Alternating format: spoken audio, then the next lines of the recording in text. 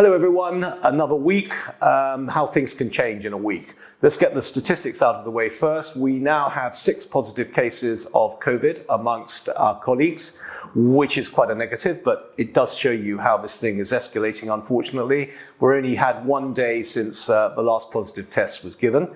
We have now 1 home that is locked down, and the deal around lockdown is that if we get 2 positive tests from colleagues, then we have to lock down, certainly for 14 days, but it may be that this has been extended to 28 days. We're not 100% certain because the guidance hasn't come out formally, but it does look as though it's probably going to be 28 days.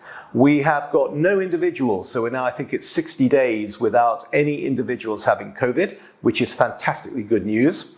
We have done 1,376 tests on the last 7-day look back, which gives an idea of the fact that things are escalating and we've got more tests that we have to do.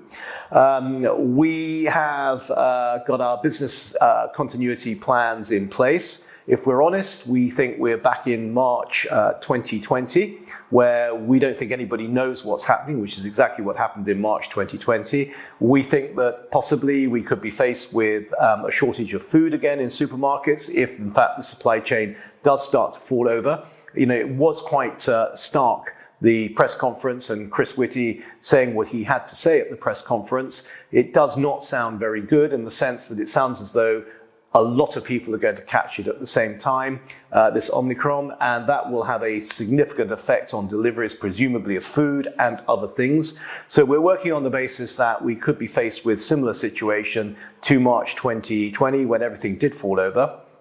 I think we're just ordering 1,000, not more. We're ordering 200 meals a day to be prepared outside of the homes. This is in order to give us to enable a situation where if we start to have sort of low staffing because of COVID, then we will be able to get these meals put into the homes to make sure everybody eats well. It's also a hedge against not being able to get ingredients if things do start to wind down again.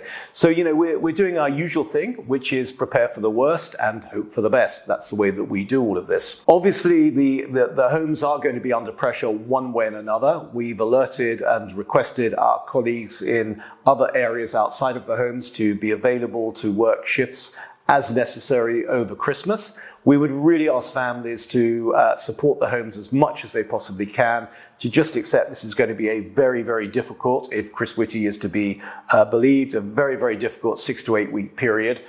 So I think we just need to be very sort of aware of that.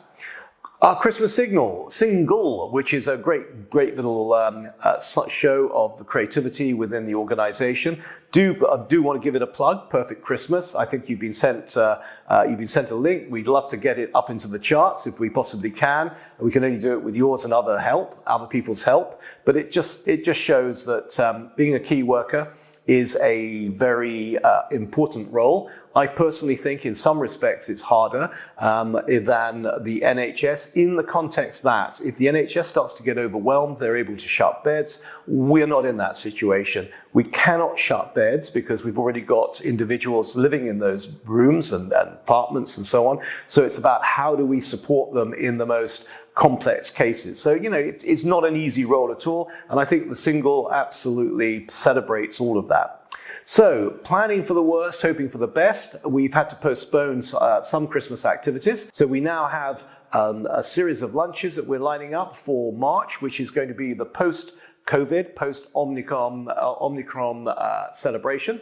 We're going to have great levels of positivity, and we're going to convince ourselves that hopefully that this Omicron is that sort of darkest hour before dawn, that so if so many people are going to get it, that hopefully it will COVID will run out of people to infect, and that we will then get a period of time, hopefully 8 months or whatever, where perhaps this thing will disappear more or less, although we all accept that it will probably come back every year. But by that time, we're going to be positive and hope that they've got new vaccines in place and new antiviral treatments and so on. So we're planning for a great celebration at the end of March. We're going to put on an event for the individuals. We haven't totally themed it yet. We're going to make sure that as they get locked down, that there's plenty of activities for them to work towards, that we have this optimistic occurrence that's going to happen in March. We're going to invite all of the amazing colleagues that we've got, and we're going to invite them all to a rolling